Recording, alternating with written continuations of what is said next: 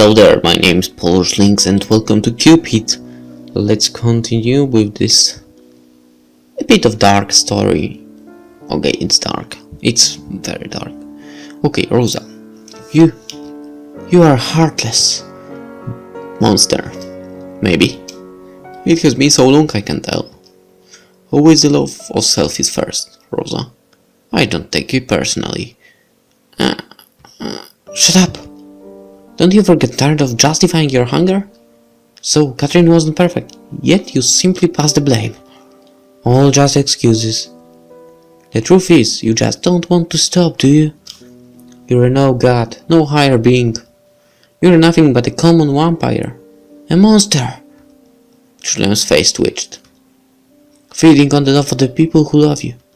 You must know how wrong that is. Julian's fist shook visibly, but he kept his smile. His voice remained pleasant and calm. So you compare me to a storybook monsters now, Rosa.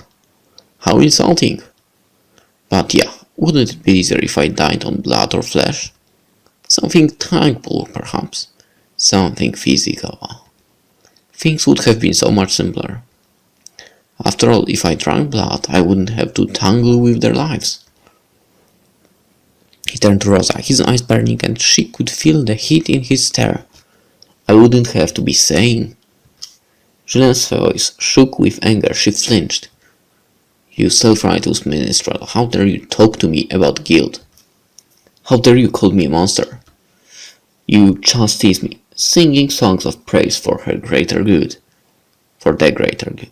Have you ever tasted your own betrayal on the lips of the person you love? Do you know what it's like to strangle hope with your own hands?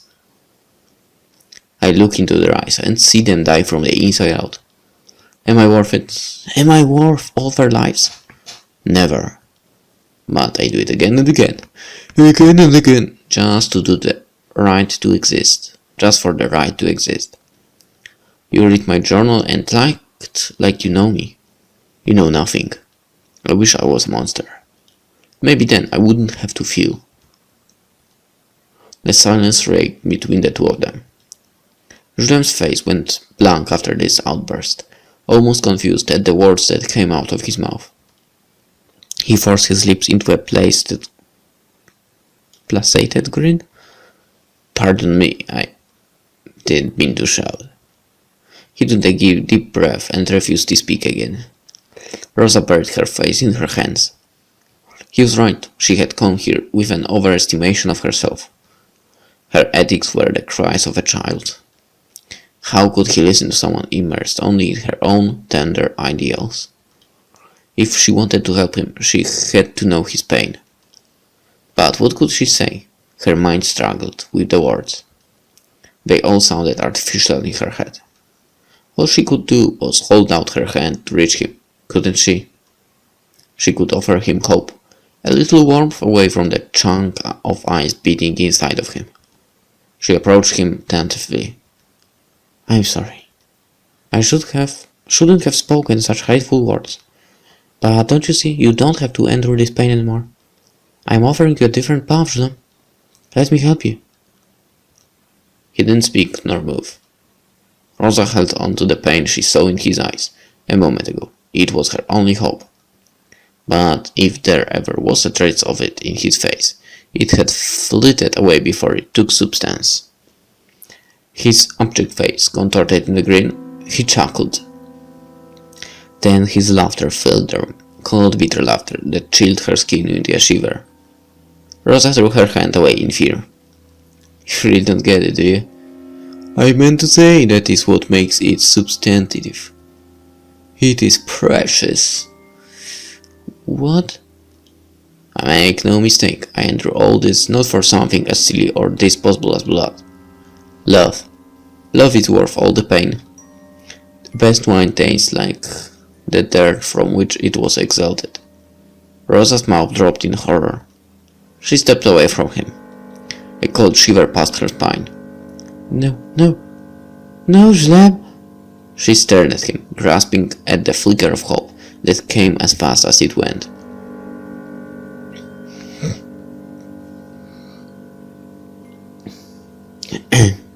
He had built a kingdom from the maze of his own heart. Both ruler and prisoner, both exalted and doomed. She could feel the cracks in his armor, the crumbling of a wall. He wanted to get out. Rosa thought she saw light in his darkness, a hand reaching out to be saved. But where was it now? Where was this hope? It was gone. Had it ever been there at all? Or did he desire to help him trick her into seeing what she wanted to see? Rosa bit her lip to steel herself. Oh, don't look at me like that. I had the same morals as you when I was younger. But time smoothes out our rough ideologies. I was wrong. I thought I could still save you. You are quite full of yourself if you think you can save people. Jem took a step towards her, and Rosa's throat closed up. Get away from me. I'm not going to hurt you, Rosa. If you wish to debate philosophy further, we can do so for 1,000 more years. But aren't we ignoring the single most potent truth? We found each other. So many souls running around this earth, and we actually managed to meet. Do you realize how momentous this is? I can give you love, Rosa. Forget Catherine or your mother. They are remnants of a bitter past. How long are you going to hang on to their memories anyway? Love is not something to be thrown away, Julem. It endures. I know this because I've loved Mother this long, despite the pain. She was the first person to show me I loved her. From under the folds of her dress, Rosa took out the locket. It was the locket he had given her at the cliff. Julem stared at it, confused. Remember the person in the picture, Julem? Oh, you got it open. Pray tell, who is it? Is it the queen? This is my mother. What? Julem's mind went blank for a moment. I felt something for you from the very beginning. My heart felt close to you. I want to believe that it's because we are family. Don't you see? That's why I can't give up on your redemption so easily. I care for you more than you think, Julem. Julem furrowed his brow. Indeed, the woman in the picture stirred something in his memory. And yet, no matter how much he searched his memories, he could not remember. Was there such a woman that bore him a child in the past? A sudden hope dug its nails into his chest once again. He answered this hope with contempt, a force of habit. Pardon me, my memory is a bit rusty. What was her name again? Rosa parted her lips in disappointment. Is that all you're going to say? You were carrying my mother's picture all this time. You are my father, Julem. This is probably why we are the same. Curiously, there was an urge to take back his not haughty words, but Julem forced it down. This pain made him uncomfortable. Her tears were starting to hurt him. He laughed and shrugged, and then promptly clenched his jaw. He didn't like how she made him aware of his own failings. A sudden irritation at Rosa came over him, an inch to hurt her. Oh dear me, forgive me my cynicism, darling. He scratched his chin to hide his distress. That portrait is quite blurry, and I am barren. Rosa staggered. How much of your mother do you really remember? I don't remember any being birthing me, do you? You must admit the possibility that this mother you speak of was simply a stranger who took you in as her own, Rosa. Fueled by the force of our curse, she was deluded, possessive, and hysterical. I do not deny that I might be the root of her delusion. She must have searched for me and found you, by accident, instead. Julem shrugged. An alternate theory, but one that makes more sense. What are you saying? Simple. Whoever created a pathetic thing such as me deemed it impossible to scatter my seed. It was just as well. There was a tinge of bitterness in his amused voice. After all, to wish this curse upon somebody else, my child, nonetheless, that would make me a different kind of monster altogether. Rosa looked at the locket with shaking hands. She opened her mouth to say something, but promptly closed it. The fire had vanished from her eye. Tears fell as she closed the pendant in her fist. She then fidgeted uncomfortably. If you want to believe it so much, then I can be your father if you so wish. Why did he say that? He admitted that he didn't expect the words to come out. He was only mulling it over in his mind, looking at her dejected face. It was pity, wasn't it? A favor out of pity for this poor, lonely girl. Or was it penance? I don't mind. He did his best not to sound distressed. Perhaps a part of him wanted it to be true. Julien looked at Rosa and felt the same stirring of affection he had for her through the years. It wouldn't be much of a stretch, would it? He could protect her and care for her like a real father would. Hope began to sprout in his heart again. That dastardly thing grew like a weed. If we're dangerously close to breaking through his pride. Wouldn't it be a miracle?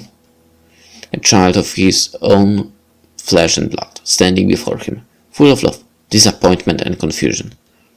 Exactly how a child would look up to their parent. What a nice sentiment.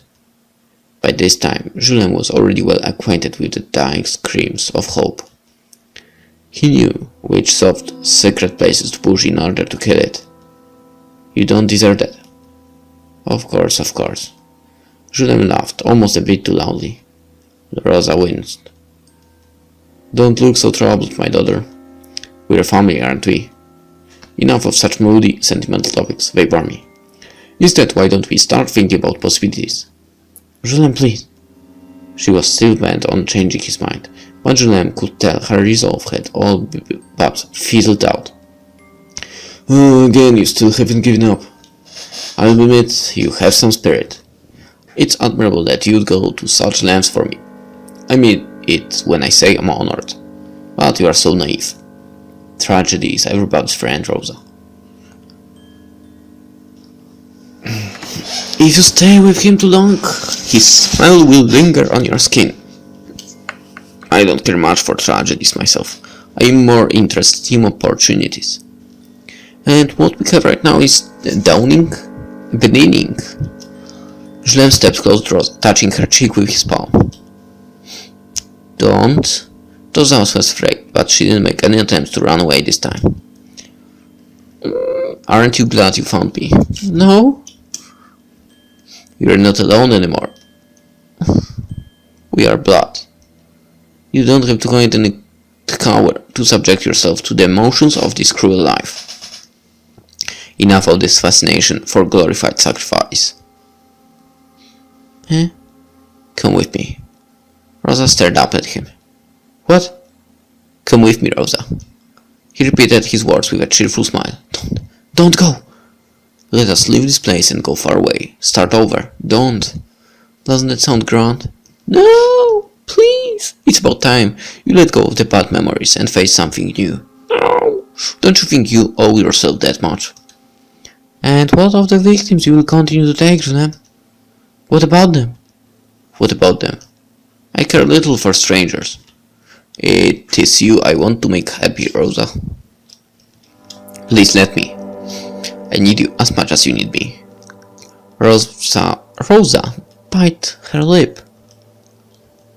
Mother, I need you right now. Please let me hear your voice. She struggled with the pain in her heart. She was free falling. Mother. To hear her mother's voice. She had always been the ground she stood on. Oh crap, I had a feeling I screwed up. Both the pain on her bare feet and a place to stand. Whether she walk or choose to fly, that ground would be there when she landed. Such was the role of the family. It didn't matter if she was her real mother or not. What mattered was the love she gave her. The memories were real. She was. You've gone this far, darling. I trust in you. Whatever you decide, I will always be here. Like how I have always been. Rosa's jaw clenched. She tasted the caustic realization in her mouth.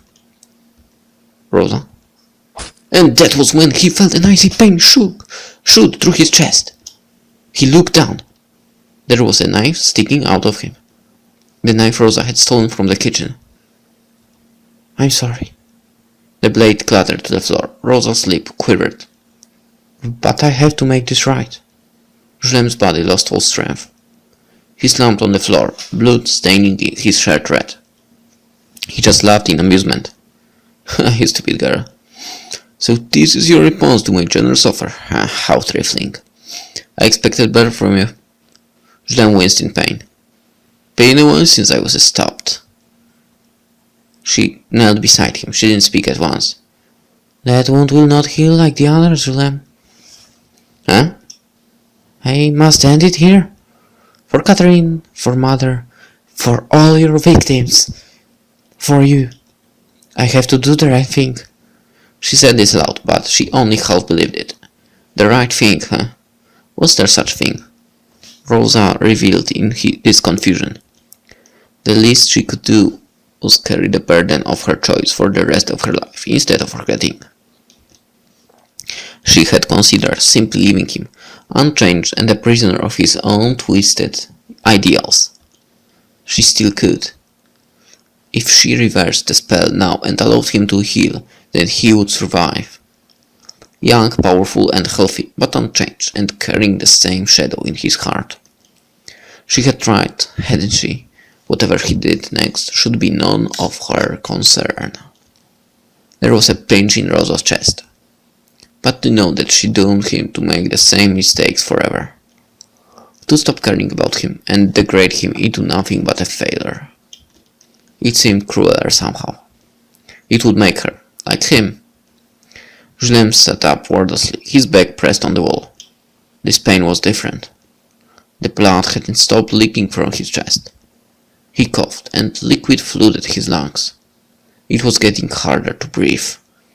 A part of him wanted to ask how she had found a way to heal him. It seemed quite pointless now, a waste of precious breath. He sat there bleeding, willing himself to anger. He thought of threatening her, demanding her to do something. But he didn't. He was surprised to find something else in his heart.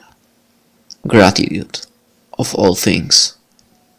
Rosa held Julem's hand as the blood continued to pour out of his wound. Dimly, Julem reflected that she really did have spirit.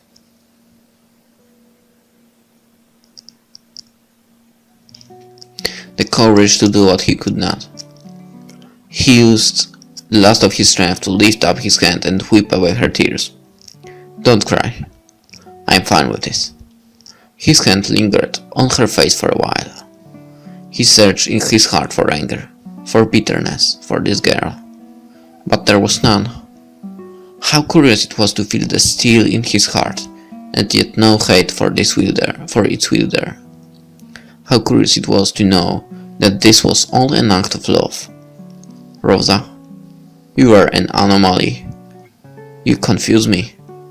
Maybe if he had listened, would he have? Maybe she was right. He could change. But it was too late for him, wasn't it? It had been too late for him decades ago. Long after he had degraded life. Including his own, as pointless and petty. That was the only regret. I wish we had met sooner. He took a deep breath. The pain in his chest throbbed with every breath. Still, it was only a distant buzzing in his mind. The pain was simply white noise. Rosa held his hand tighter. I'm sorry. Apologizing again? I thought I've made myself clear with that. Julem coughed and tasted metal in his mouth. He chuckled and whipped it away. Rosa, I was never strong enough to endure this life. But it looks like you are. That's good. Your mother raised you well. You will stay with me for a while, won't you? Please. Yeah, Julem. Take my journal with you. It might help. I would still wish for you to start anew. Board the ship, the papers. Take the money in my office. Use it to build a new life. Julem coughed out red flecks of blood. He swallowed and his throat felt like it was on fire. He had a lot more to say, a lot more to tell her. He tried to speak as clearly as he could, despite the bulge climbing up his windpipe. Avoid small towns. They don't take to strangers kindly. You stick out like a sore thumb. Always present yourself as nobility or a person of influence. Give people another reason to think you're desirable. Otherwise, they will fear and hate you, confused by their own urges. His briefing was getting erratic. Also remember to... Shh, please rest now. Rosa smiled sadly. You are still so generous, even if you are like this. Julien smiled. Like what? He chuckled at the memory. Generosity is the only saving grace of the dying. Or a parent, I suspect. I'm happy I found you, father. Likewise. The last years I have spent with you were my happiest. Julien stared at her, his vision clear now. He pushed a strand of her away from their face and touched her cheek fondly. My daughter. Rosa's eye filled with tears at this. You are beautiful. At the end I got to meet you. To know that something good came from my existence. It is not so bad. I love you, Rosa. As do I, father. Please, be free. Death gave the heart a final gift of bliss. He severed this. Thank you, Rosa. The two of them crouched alone in the corner, cherishing each other's warmth for as long as it lasted. The candle's wick expired and the room was plunged into darkness.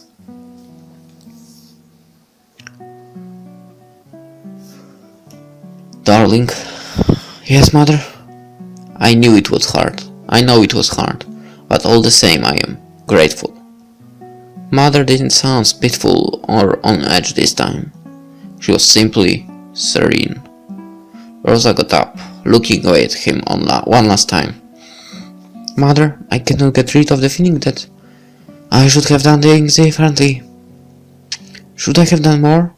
Should I have sacrificed more? Tears once again stung her eye. I wish I could turn back time and change something, anything. I feel so powerless. I understand.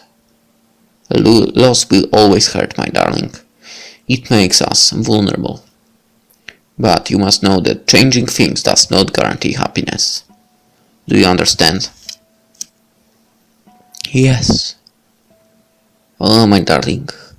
I wish I was there to hold you. What are you going to do now? I don't know. Whichever direction you head, I will be with you. I know you will, mother. Your presence saved me, as it always does. You reminded me that nothing lost should be thrown away.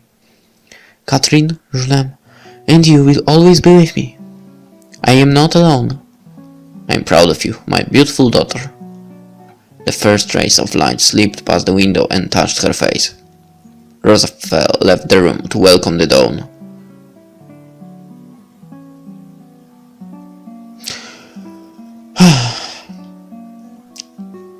Ending 2. Downing.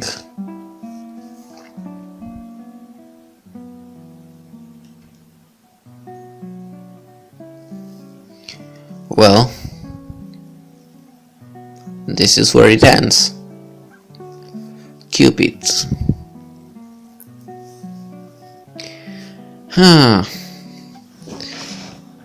I don't know, I think that was not a terrible attempt to get and not a terrible ending. However, well, wow. I mean, I don't know how to describe this game actually. It was good. Really good. I think so far I have never had such feelings like towards with this game, and you know, I think so far I've never had, well, choices that hard to be made. Something like that, I guess. Dark story, but I quite enjoyed it. Your main purpose is justice. You loved Rosa despite your misgivings. You opened Julem's locket. You took Julem's key. You admitted that killing Julem might not be the only answer. Yes. Ah! Oh, fuck! That was loud! Oh, crap! Ah, my ear! Oh, wow! That was painful, really. Well, you can hear it. And it is from headphones. Well, you might not hear it because I will probably lower a bit of the voice, but you will hear it from the game. Well, never mind. Okay, that was Cupid from Fervent Studio. And well, actually, if you want other endings, get them by yourself, because the game is for free on the website that belongs to the studio. Well, it is, I think, on the studio's website or on the website that was made just for the game. Well, probably on both, but well, links in the description as always. And yeah, if you want other endings, get them by yourself. I will probably wait, what? Is it possible? Yeah, I think it is possible actually for me to play this during some lectures. Why not? There needs to be some time to kill it. Okay, hope you enjoyed the whole series of Cupid. Well, which provided great story in my opinion. So far the darkest one, I think. Okay, once again, I will repeat myself. Hope you enjoyed it, and well, I see you in the next game then. Bye.